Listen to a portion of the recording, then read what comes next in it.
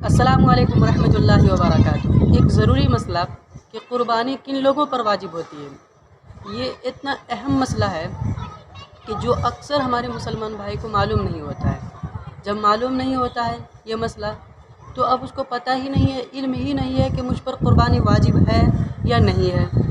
और एक और मसला कि अगर मेरे ऊपर क़ुरबानी वाजिब है तो क्या हम अपने माँ बाप की तरफ से क़ुरबानी दे सकते हैं, या क्या शौहर अपनी बीवी के नाम से क़ुरबानी दे सकता है, या बीवी अपनी शौहर के नाम से क़ुरबानी दे सकती है, या फिर हम हुज़ूर अकरम सल्लल्लाहु ताला अलैहि वसल्लम की तरफ से क़ुरबानी दे सकते हैं। तो ये तमाम मसाइल है कि क़ुरबानी किन पर वाजिब होती है और क़ुरबानी किस तरीक़े से देना है। तो ये इन तमाम मसाइल को आज मैं तफसील से बताने की कोशिश करूँगा। पहले तो आप समझिए कि क़ुरबानी किन लोगों पर वाजिब होती है। क़ुरबानी वाजिब होती है जो साहिब निसाब है। साहिब निसाब किसे कहते हैं? जो मालदार हो। और मालदार शरीयत की नज़र में कौन है?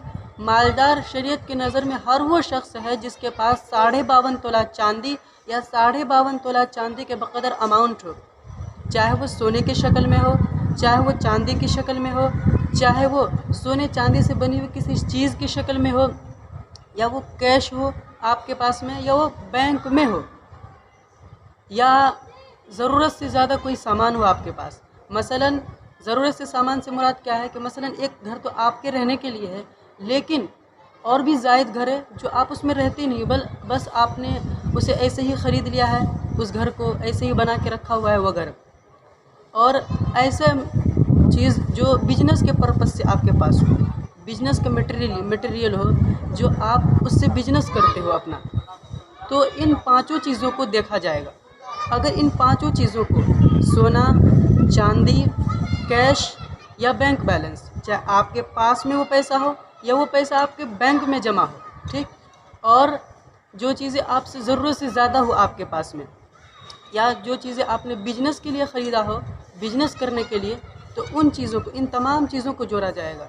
अगर इन तमाम चीज़ों को काउंट करने के बाद अगर आपके पास इतना अमाउंट जमा हो जाता है कि जो 52.5 तोला चांदी के बक़दर हो जाए, अगर आपके पास 5 चीज़ें हैं तो पाँचों को जोड़ेंगे, और अगर आपके पास 4 चीज़ें हैं तो 4 को जोड़ेंगे, और अगर आपके पास 3 चीज़ें हैं तो तीनों को जोड़ेंगे, और अगर आपके पास 2 ही चीज़ है तो आप 2 को जोड़ेंगे, और अगर एक ही चीज़ है, मसलन आपके पास कैश ही है या सोना ही है या चांदी है, कोई एक चीज़ ही है, तो आप उसको जोड़ेंगे। अगर जोड़ने के बाद आपके पास इतना रुपया, इतना अमाउंट जमा हो जाए जो 52.5 तोला चांदी के बराबर हो, ठीक, तो आप क्या है? साहिब निसाब है, शरीयत की नज़र में मालदार है। और एक चीज़ और कि उन अमाउंट को जब जमा करने के बाद आप अपने कर्ज़े को माइनस कर दें, यानी आपके ऊपर अगर कोई कर्ज़ा हो किसी का, तो आप उस अमाउंट में से कर्ज़ा को क्या कर लें? निकाल के देख लें कि कितना कर्ज़ा है मेरे ऊपर, फिर उसको आप बाहर कर दें।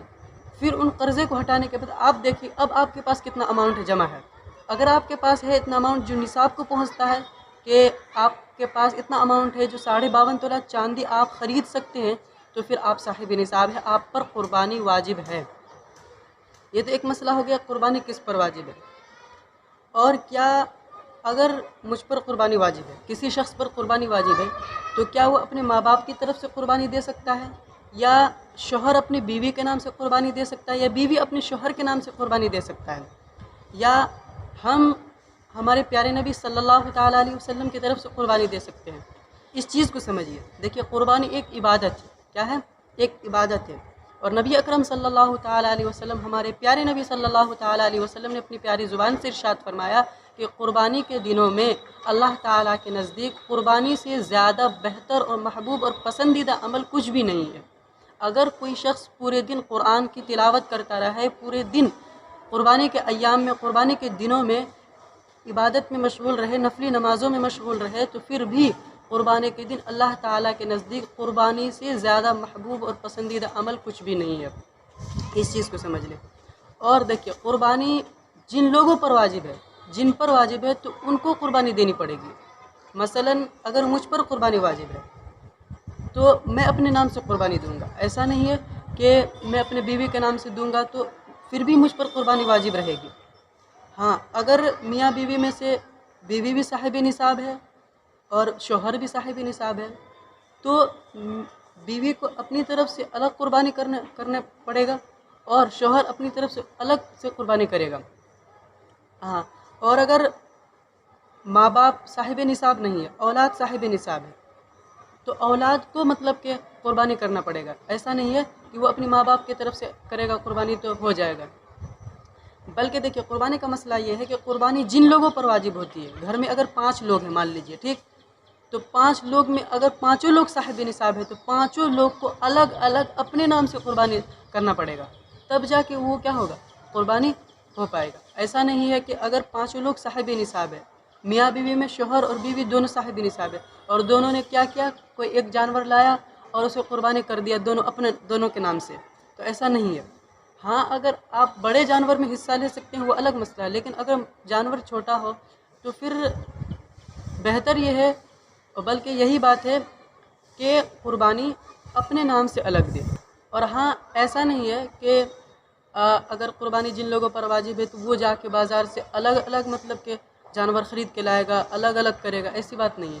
بلکہ اگر شوہر جا رہا ہے جانور خریدنے کے لیے، قربانی کا جانور خریدنے کے لیے، تو آپ کہہ دیں، بیوی کہہ دے کہ آپ اپنے لیے ایک قربانی کا جانور لے لیں اور ایک میرے لیے قربانی کا جانور مطلب کہ لے آئیں.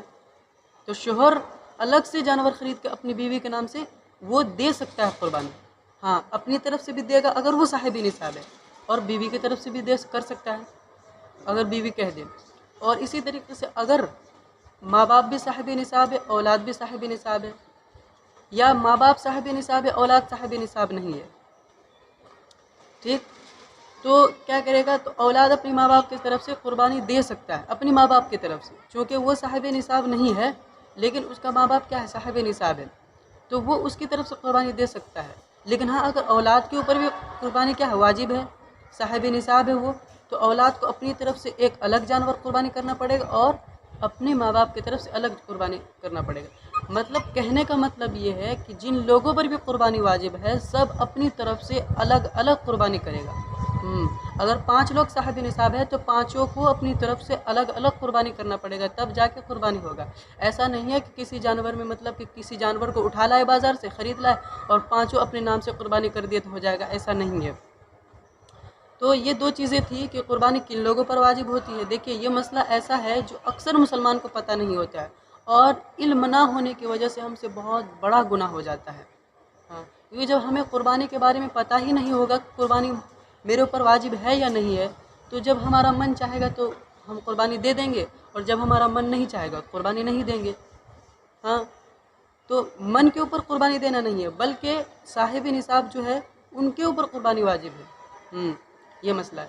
تو مجھے امید ہے کہ میں نے اچھی طریقے سے ڈیٹیل میں آپ کو سمجھانے کی کوشش کی ہے. پھر بھی اگر آپ کا کوئی سوال ہے، کوئی کوشچن ہے، تو آپ کمنٹ باکس میں ضرور اس سوال کو پوچھیں، انشاءاللہ میں ضرور رپلائی دینے کی کوشش کروں گا. تو مجھے اپنی دعاؤں میں یاد رکھیں. السلام علیکم ورحمۃ اللہ وبرکاتہ.